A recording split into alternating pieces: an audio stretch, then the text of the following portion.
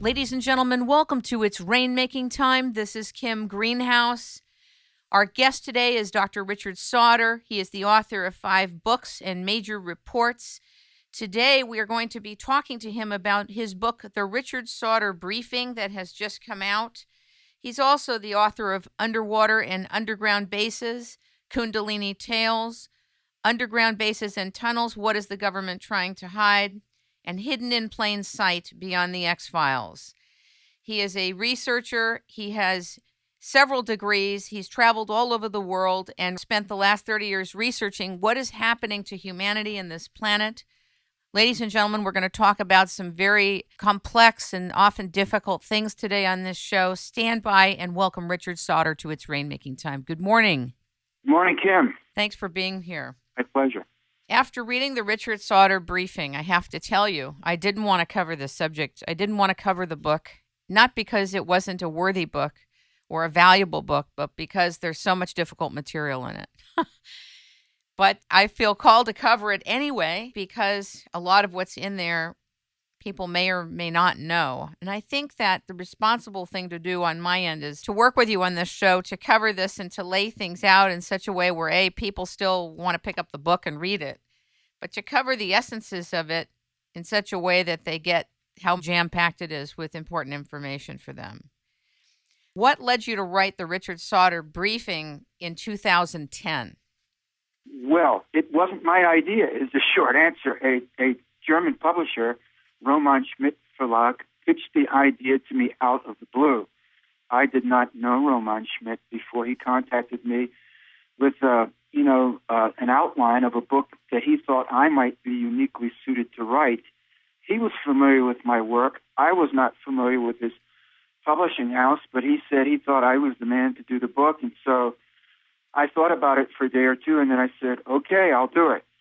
I found that the other book that we just did a piece on, Hidden in Plain Sight, Beyond the X-Files, was somehow digestible simply because you cited the technology, you cited the patents. The obvious conclusion is that we have underground tunnels and cities and totally different types of transportation, and under the seabed, the same.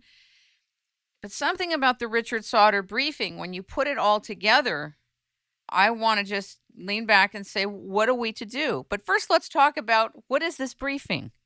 Well, the essence of the briefing is to tell people we have been massively lied to.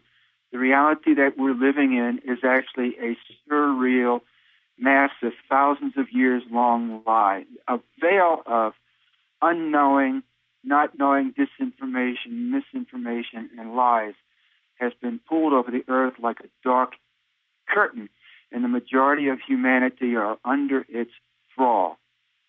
In the book, you talked about so many difficult subjects like the scientific side of mind control, the political side of mind control. When it comes to the technology that's developed, of course, I interviewed Nick Bekich many, many months ago. But the level of which you speak of and cite the shadow government and the enslavement of humanity, false flag attacks, secret and underground and underwater bases, the secret space program, Earth's insidiously hidden history, and the coming Earth changes are really, even though it's a small book of about, less than 100 pages, the pieces in it are so heavy that literally it could be a 500-page book. Yes. In fact, each chapter in this book could feasibly be expanded into a book of 200, 300, 400 pages easily. In fact, my German publisher would like for me to do that. He'd like for me to expand each chapter into a series of books, each chapter being a book in its own right. And we may do that. That's on the back burner. But this is, in a sense, like a French pastry, where you don't wolf the whole thing down in 10 bites, but you take one bite, you sit back, and you let it digest a little bit. It's very rich in that sense. It really is. You quote Professor Frank Drake, which I thought was very interesting in Chapter 7. Not that I want to speed into Chapter 7.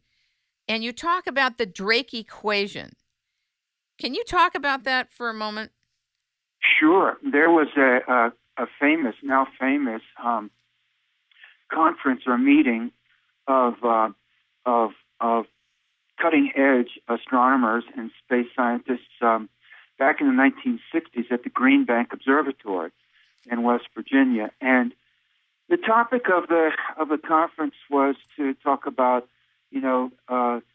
extrasolar solar system planets and the possibility of extraterrestrial life. And Frank Drake, who was and still is a very well-known professor and figure in astronomy, came up with the Drake equation, which was used to estimate the number of planets potentially in the galaxy that could have a technologically advanced civilization on them. And I cite the equation in that chapter and discuss it, explain the terms in the equation a little bit, and then cite other evidence to show that indeed it is highly likely that in this galaxy, which has something like 400 billion solar systems, 400 billion stars, as we're finding out, many stars have planets around them and solar systems around them. So it's conservatively there are probably trillions of planets in this one galaxy alone.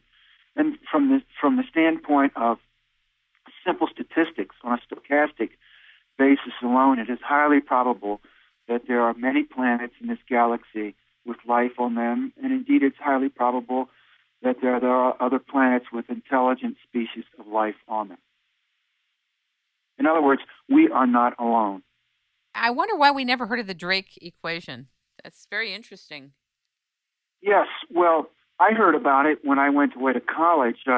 The equation appeared in a book written by Carl Sagan and a Russian astronomer named Shklovsky, and they co-authored a book together discussing the feasibility of life in the cosmos and intelligent life in the cosmos, and they cited his equation in their book, and it's really well known, I think, in the astronomy community and in the space science community. Part of the reason why it's not widely discussed in our culture is because our culture has been dumbed down. We have been propagandized not to know a lot of things and to be misinformed and disinformed about still other things, so that in general we live in a culture that doesn't know much about much of anything, and one of those things would be the Drake equation, because if you knew the Drake equation and you thought about it, you would come to the conclusion that, hey, the great likelihood is that we are not alone. The great likelihood is that the galaxy has many other planets on it that are life-bearing, and in all likelihood there are other intelligent species of life in this galaxy and in the many other galaxies throughout the universe. And that's a very cosmic kind of thought, which the powers that be that rule this planet would prefer that people not think. But the reality is that the galaxy is teeming with life. That's the logical conclusion. You know what I heard, Richard? That there are universes. When we think of the universe, we think of the universe as a single verse, but it's really a multiverse, and there are other universes happening at the same time we are, and I just find that so fascinating. Well, if you look at Vedic cosmology, and you look at Vedic iconographic art, there's one beautiful painting I saw by a Hindu painter in a wonderful collection of Vedic art issued by ISKCON, International Society of Krishna Consciousness. And in that picture, Krishna is leaning back in his four-armed cosmic form and breathing the universes in and out. In the Vedic conception, Krishna breathes out the universes, and they come out of his mouth or out of his nose like little bubbles, like the soap bubbles that children blow on a breezy spring day. And literally an infinity of universes come out of his lungs when he breathes out